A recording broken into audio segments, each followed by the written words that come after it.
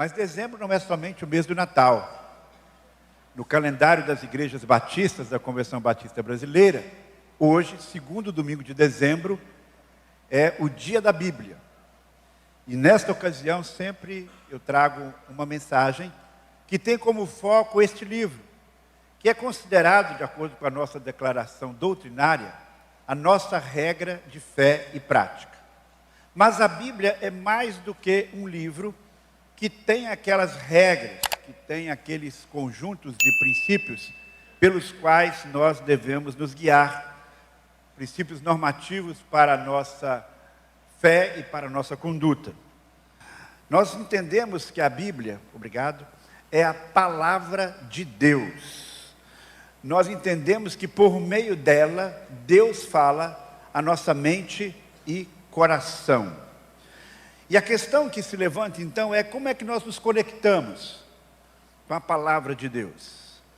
Qual o grau de credibilidade que nós damos a esta palavra? A mensagem de hoje será construída a partir de 10 perguntas. Não se preocupe, nós não vamos passar das 10 da noite. Essas perguntas, na verdade, elas estão conectadas a esta pergunta central. Como você se conecta com a palavra de Deus? E a primeira pergunta é: você acredita que Deus, em nossos dias, comunica-se conosco prioritariamente por meio da Bíblia?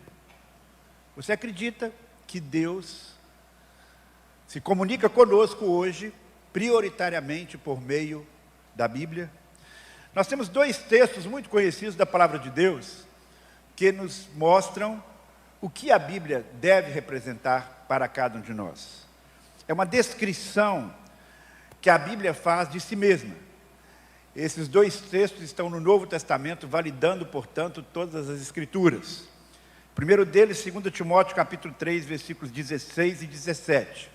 Nós lemos assim: toda Escritura é inspirada por Deus e útil para o ensino, para a repreensão, para a correção e para a educação na justiça, para que o homem de Deus seja apto e plenamente preparado para toda boa obra.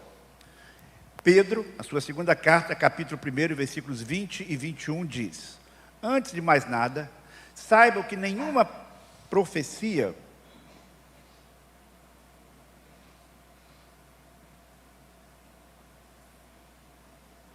um segundo, meus irmãos.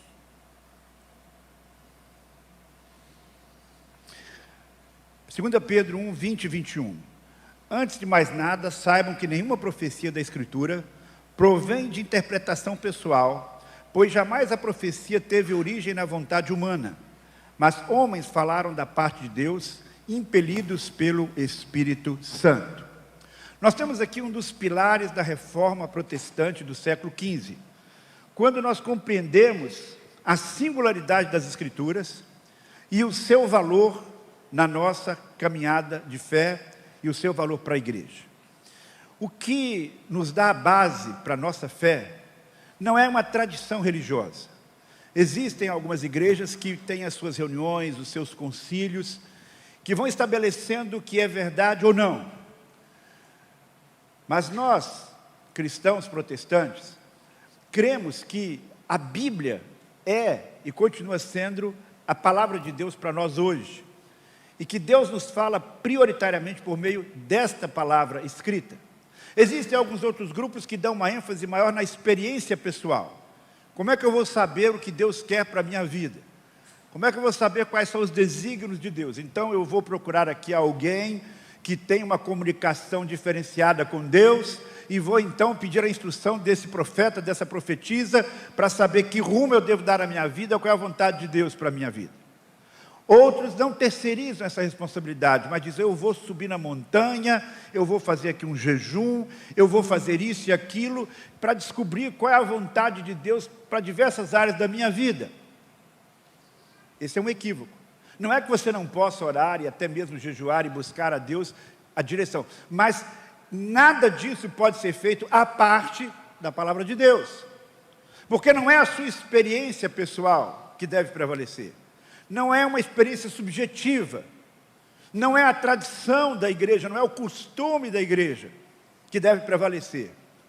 Que deve prevalecer para ser a base da sua vida como cristão e para a igreja, é o que está revelado nas Sagradas Escrituras. Por quê? Porque este livro não foi simplesmente fruto da imaginação humana.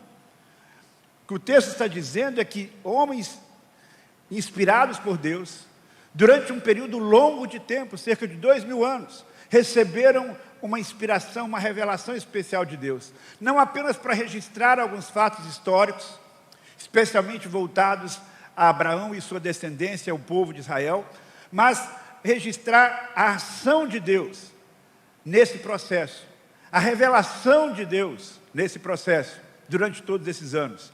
Não apenas aqueles fatos do Antigo Testamento, e não apenas os registros do começo da igreja, mas nós queremos que em todo esse processo, na descrição, na interpretação dos fatos e nas doutrinas que emergem de tudo isso, há não uma ação simplesmente humana, mas acima de tudo, uma inspiração, uma ação especial de Deus. Então a primeira questão que nós temos que nos defrontar é: eu creio que a Bíblia de fato é a palavra de Deus, e hoje o meio pelo qual prioritariamente Deus fala. Por que Deus no passado não falou tão exclusivamente por meio da sua palavra? Porque ela não estava ainda terminada. Então já havia a lei, mas Deus foi complementando a sua revelação através dos profetas. Mas a partir de Jesus e a partir dos apóstolos, nós temos então esse processo encerrado, e por isso nós cremos que a Bíblia é suficiente para ser a nossa base de fé e de nossa compreensão sobre Deus e os seus propósitos. O que eu quero destacar é que a Bíblia não terá um impacto espiritual sobre a sua vida se você abre esse livro e lê ou ouve a leitura dele, considerando simplesmente um registro histórico, um livro religioso, mas não a palavra de Deus que tem relevância para nós hoje. Segunda questão é: você acredita que a Bíblia é uma fonte confiável para buscar orientação e decisões importantes para o seu dia a dia? Uma coisa é você acreditar que é a palavra de Deus, outra coisa é: este livro tem orientações práticas, ou Deus quer me dar orientações claras acerca da sua vontade. No Antigo Testamento, quando a revelação de Deus ainda não estava completada, era muito comum os reis de Israel, de Judá, buscarem a orientação de Deus quando eles tinham decisões importantes para fazer. Algumas vezes eles faziam isso, outras vezes não faziam isso, e quando não faziam, geralmente quebravam a cara. Mas não apenas os reis faziam isso, era uma sociedade extremamente religiosa. E naquela época, mesmo outros povos buscavam a orientação dos seus deuses, para saber, por exemplo, vamos iniciar uma guerra, devemos ir para uma batalha. Na verdade, aqueles povos antigos gostavam muito de guerrear, não é verdade? Então, volta e meia nós temos aqui nas histórias das nações, do mundo antigo, um povo invadindo outro, uma terra, buscando conquistar uma terra. E a Bíblia no Antigo Testamento está repleta destas situações. E um dos incidentes muito interessantes que nós temos na Bíblia está registrado lá no livro de 2 Crônicas, no capítulo 18. Nós lemos que Acabe, um rei perverso do reino do norte, tornou-se um aliado de um bom rei, que era o rei Josafá, do reino do sul. E os laços entre eles foram crescendo, apesar de ser Acabe um péssimo rei, e Josafá ser considerado um bom rei. E o filho de Josafá casou-se com a filha de Acabe. Então, esse laço se estreitou ainda mais. E eles estavam num banquete especial, quando Josafá foi visitar o rei Acabe. E lá ele recebe de Acabe uma proposta, para que eles pudessem juntos retomar um território que era do reino do norte. E aí então, quando Acabe faz essa proposta, ele diz o seguinte: você irá comigo nesta guerra? Josafá respondeu: claro que sim, você e eu somos como um só, meus soldados são seus soldados, certamente iremos com você à batalha. E acrescentou: antes, porém, consulte o Senhor. Como Acabe estava muito longe dos caminhos do Senhor, ele convidou os seus próprios profetas, cerca de 400 profetas. E esses profetas disseram: não, você pode ir para a guerra, sem problema, você vai ser vitorioso. Josafá, porém, ficou desconfiado. Josafá, então, perguntou, segundo Crônicas 18:6, acaso não há aqui um profeta do Senhor? devemos consultá-lo também. Acabe, então, diz que eles tinham um profeta lá, que ele não gostava dele de jeito nenhum, que era Micaías. Porque Micaías, toda vez que trazia uma palavra para Acabe, era uma coisa ruim. Ele disse, esse profeta, não gosto dele, ele não gosta de mim, e eu não gosto de ouvi-lo. Mas Josafá, aparentemente, insistiu, vamos ouvi-lo. Olha, eu tenho certeza que ele vai trazer uma palavra ruim para mim. O que era natural, porque afinal de contas Acabe era um péssimo rei. Como é que o rei que está só tomando decisão errada vai ter que querer que o profeta de Deus profetize alguma coisa boa para ele? O fato é que Micaías foi chamado. E aí quando Micaías chega, ele confronta os outros profetas. E ele diz o seguinte, o Senhor pôs um espírito mentiroso na boca de todos os seus profetas, pois o Senhor decretou sua desgraça. Aí ele está vendo? Não falei? Ele só profetiza coisa ruim contra mim. O fato é que ele buscou a direção de Deus para tomar uma decisão importante. Ir para a guerra ou não, iniciar uma batalha convidando outro rei ou não. E Josafá insistiu, devemos procurar a direção de Deus. E aqui eu paro e pergunto, quando você tem uma decisão importante a fazer, você procura saber qual é a vontade de Deus? Você de fato procura na própria palavra de Deus uma diretriz? Ou você não considera que esta palavra é relevante para a sua tomada de decisões? Eu sei que a palavra de Deus, escrita, ela tem propostas extremamente importantes nas mais diferentes áreas de nossa vida. Nem sempre você vai encontrar uma resposta tão específica. E aí você pode e deve usar outros recursos que Deus lhes dá.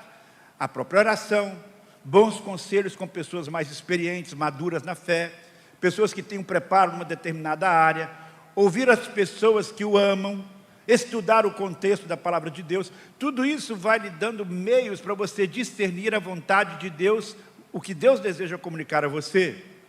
Quando você tiver decisões importantes, decisões amorosas, decisões profissionais, então você deve orar, sim, e ler a Bíblia, para descobrir os princípios que podem guiá-lo naquela decisão. A Bíblia, a lei não dizia lá para os reis, se eles deveriam ou não ir para a guerra, se deveriam ou não iniciar uma guerra para retornar àquele território perdido. A revelação não estava pronta, então por isso eles chamavam os profetas. E buscar essa palavra do profeta naquele contexto significava buscar a palavra de Deus. Ele acertou fazendo isso, quando ele buscou. Nós não devemos tomar decisões importantes sozinhos, por impulso. Decisões importantes devemos tomá-las lendo a Bíblia e procurando princípios, ouvindo sermões bíblicos que nos ajudem num processo de tomada de decisão. Pode ser que você tenha uma decisão importante para tomar, aí você vem num culto, você vai no PG, e ali o pastor, o líder do PG, dá uma palavra bíblica e você passa a ter um discernimento sobre o que você deve fazer. Você deve tomar decisões importantes, muitas vezes lendo livros que abordem os seus desafios à luz da palavra de Deus. A terceira pergunta é, você de fato acredita na mensagem que a Bíblia está transmitindo? Na sequência do texto, nós vemos que o falso profeta chamado Zedequias se aproxima do profeta Micaías quando ele faz essa denúncia. Ele diz, olha, os profetas estão mentindo e se você for para a guerra, você vai morrer. Ele questiona então o profeta Micaías, esse falso profeta Zedequias. Ele diz, como foi que o Espírito do Senhor me deixou para falar com você? E o profeta Micaías, o profeta verdadeiro, diz, espere e verá. Tempo vai mostrar. Você vai estar num quarto escuro lá e você vai perceber que a minha palavra é verdadeira. Qual foi a reação de Acabe diante desta declaração de Micaías?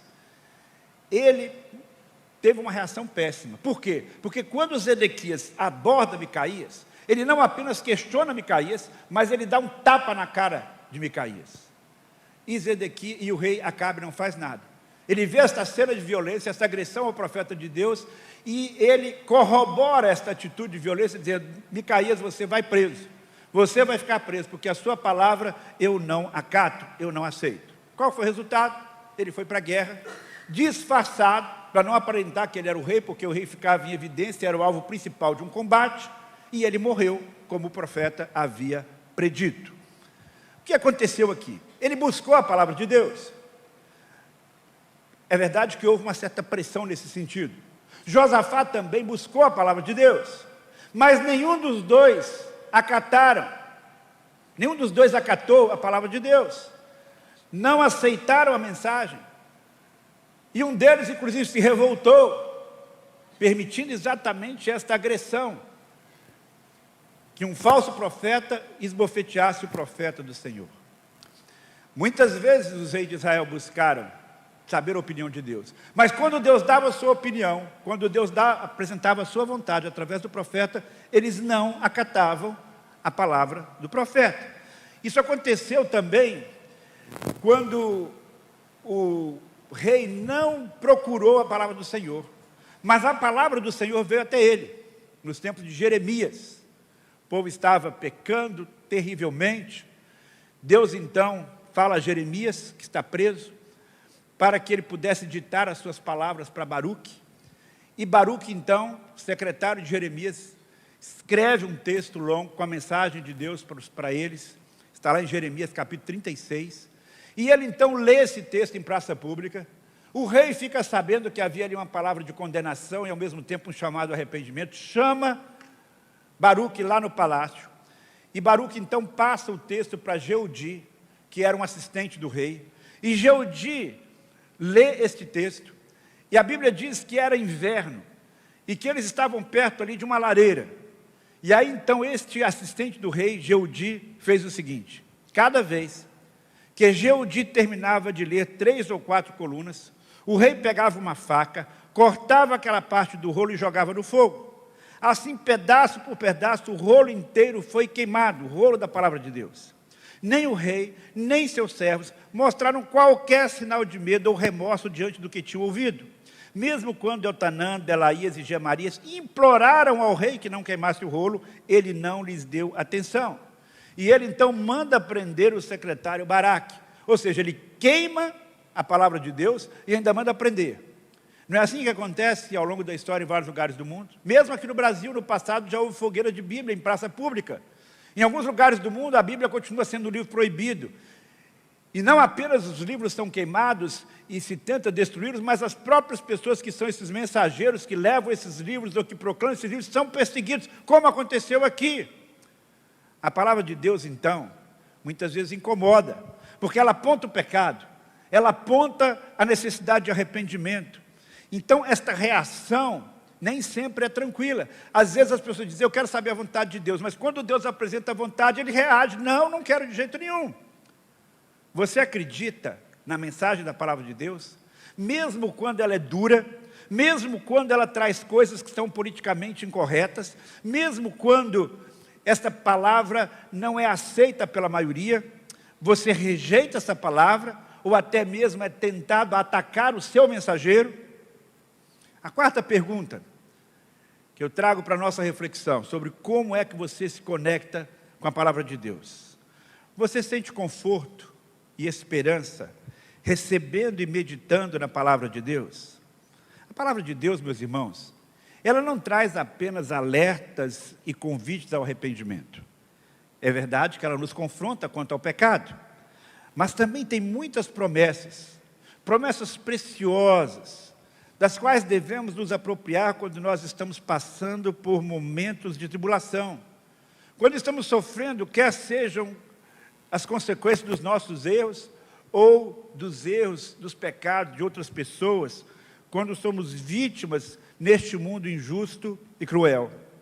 Lá no Salmo 119, nós lemos sobre muitos benefícios da palavra de Deus. Um deles eu quero destacar, está aqui no versículo 50.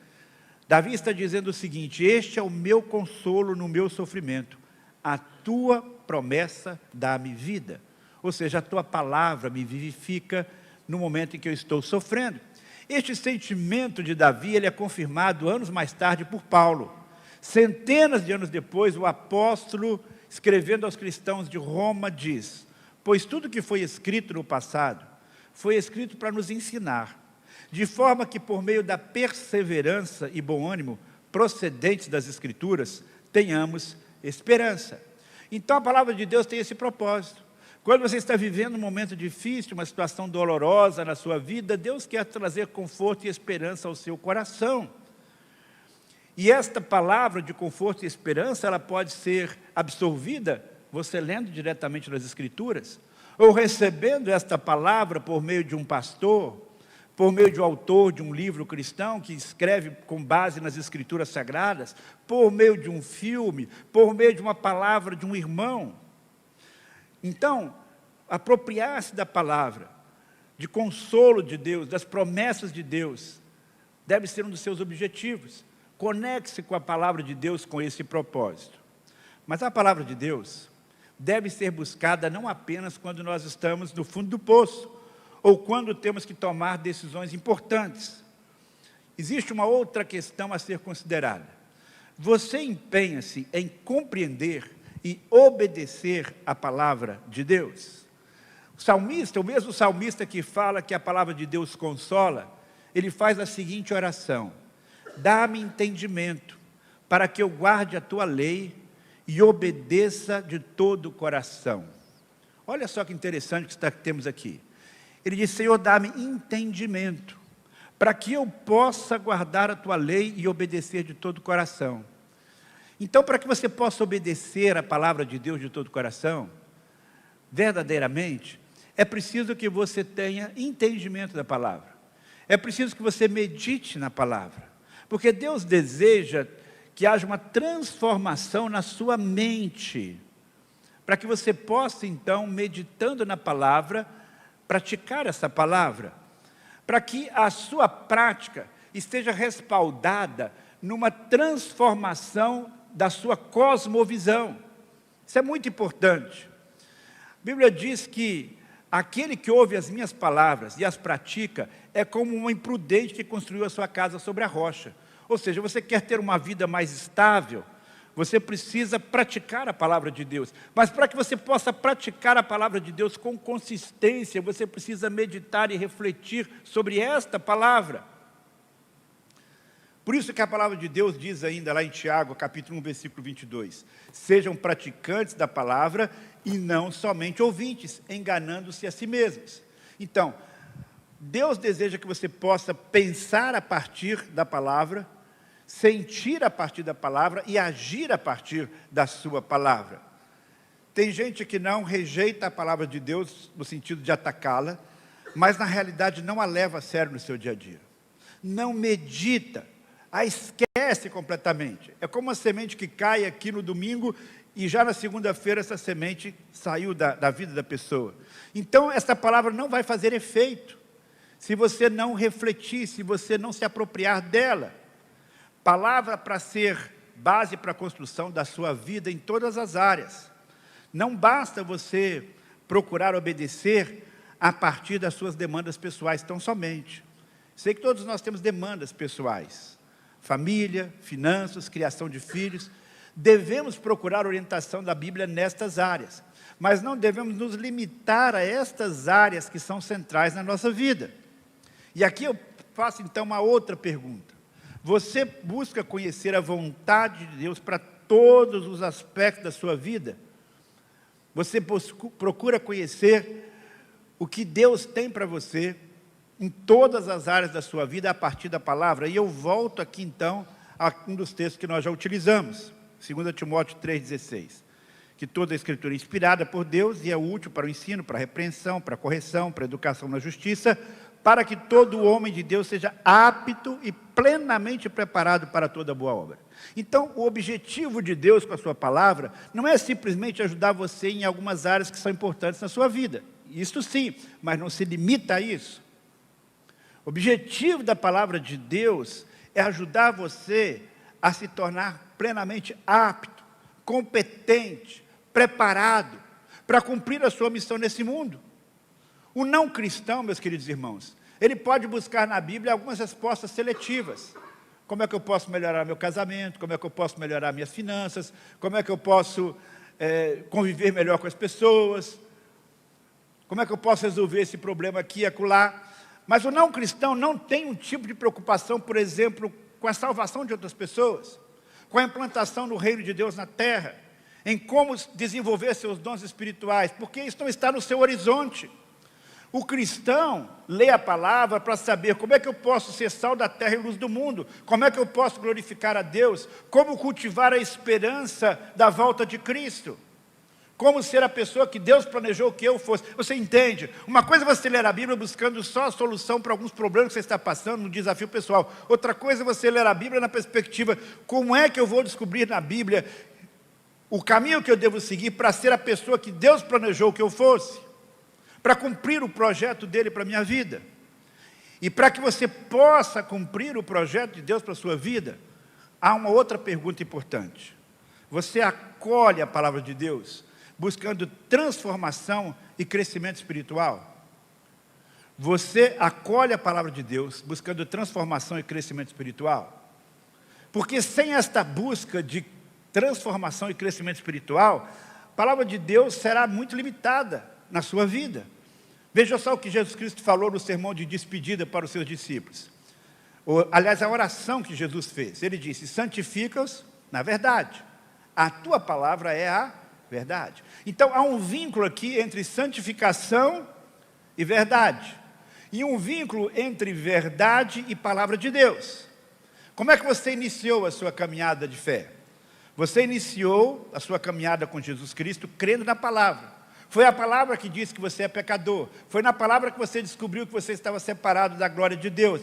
Foi através da palavra que você descobriu a graça de Deus. Foi a palavra de Deus que mostrou que você deveria mudar de vida. E nós vemos vários exemplos disso. Quando a palavra penetra no coração, há transformação. Zaqueu é um exemplo disso. Ele recebe a palavra do Senhor e ele decide mudar alguns dos seus hábitos, algumas atitudes.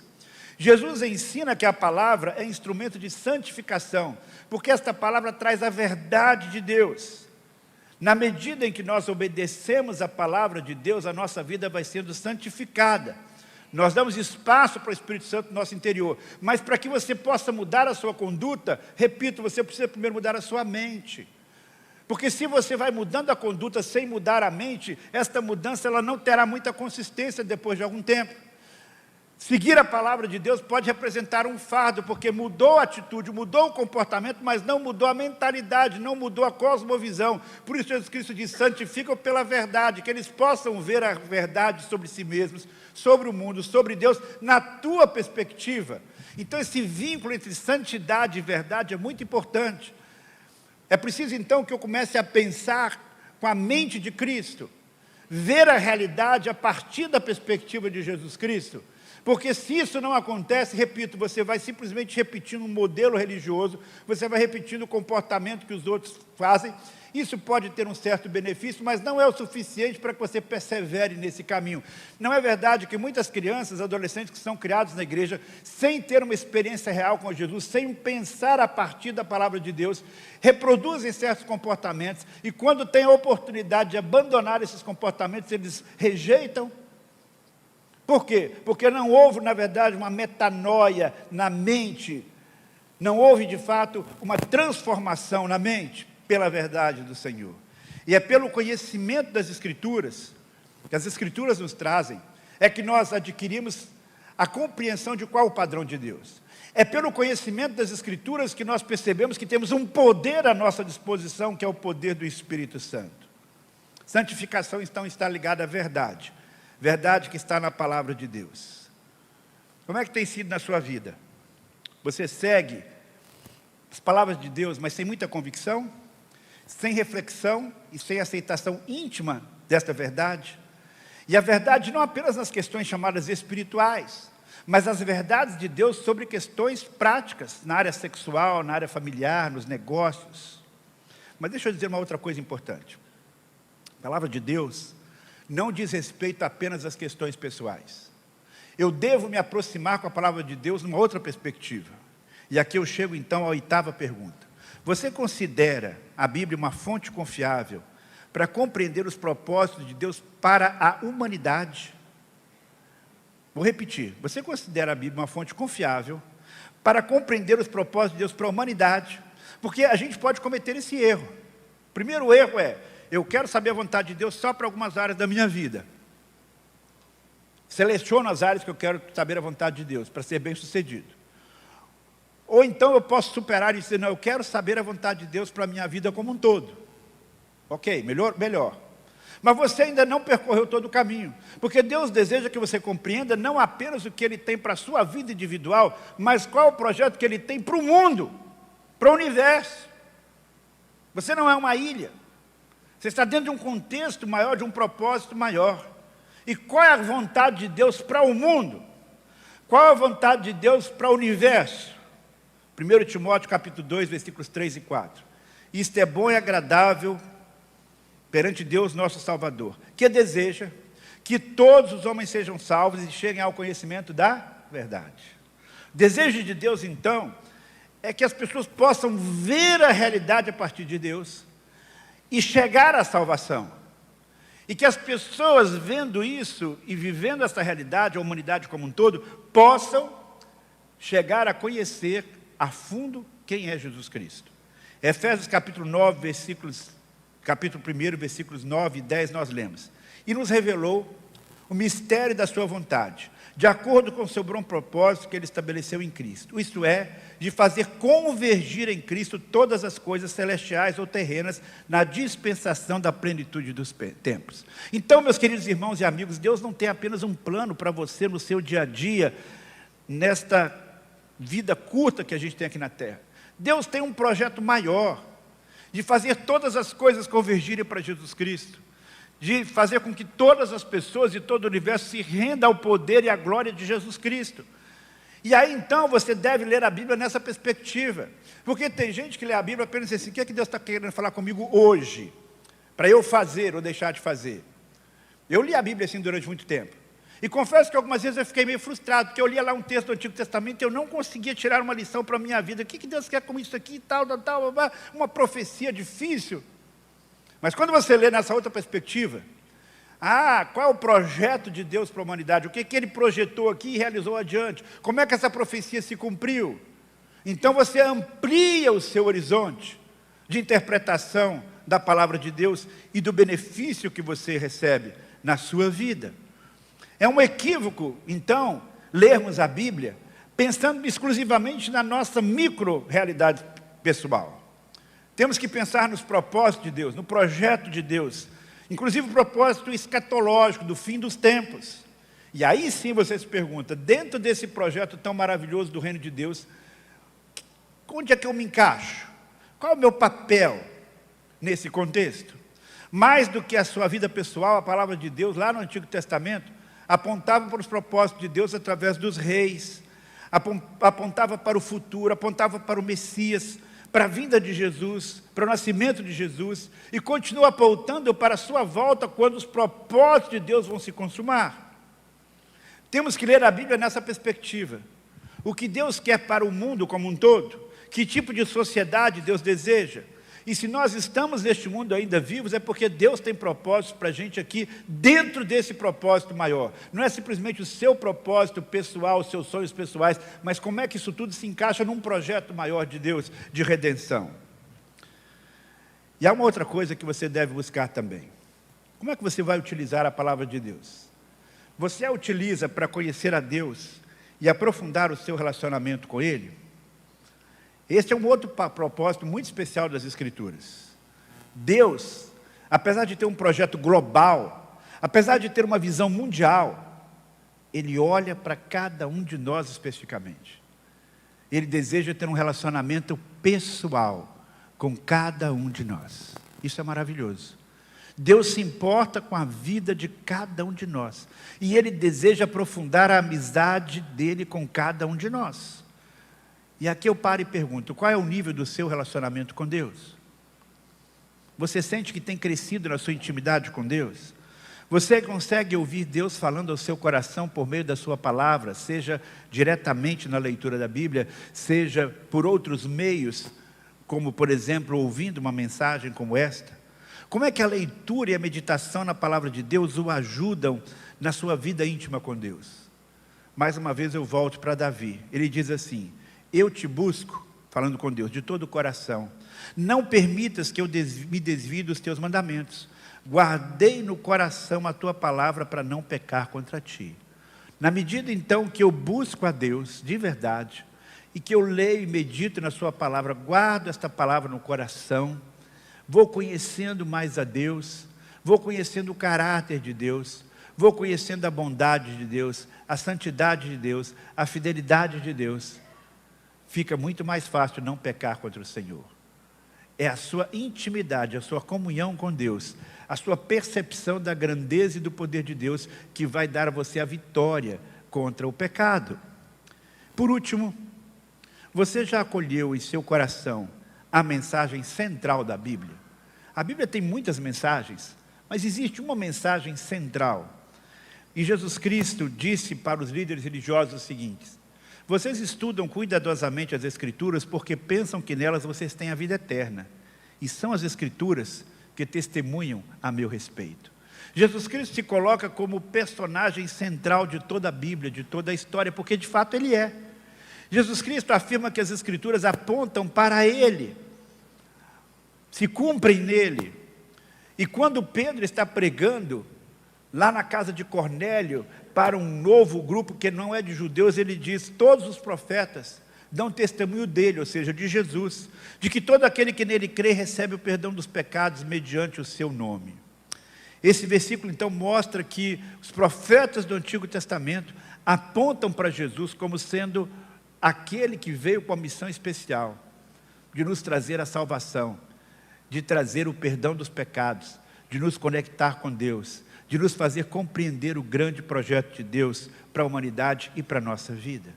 O versículo central das Escrituras, na minha visão, é João 3,16. Porque Deus amou o mundo de tal maneira que deu o seu Filho unigênito, para que todo aquele que nele crer não pereça, mas tenha a vida eterna. Vida que começa aqui e vai por toda a eternidade. Vida de qualidade, vida na presença do Senhor. Mas isso acontece somente por meio de Jesus Cristo. E eu encerro então a mensagem desta manhã, convidando você a fechar os seus olhos por alguns instantes e a refletir sobre tudo que você acabou de ouvir.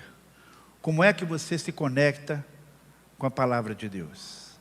A palavra de Deus, você a recebe quando ela confronta você, ou você, às vezes, até busca, mas depois rejeita. A palavra de Deus traz consolo ao seu coração. A palavra de Deus tem ajudado você nas questões do dia a dia, mas não apenas nas questões do dia a dia, mas dando você uma compreensão mais ampla dos propósitos de Deus para a sua vida. A palavra de Deus ajuda você a ter uma visão macro e ver os propósitos de Deus para a eternidade, pensando na segunda vinda de Jesus, na consumação do reino dos céus. O que a palavra de Deus representa para você?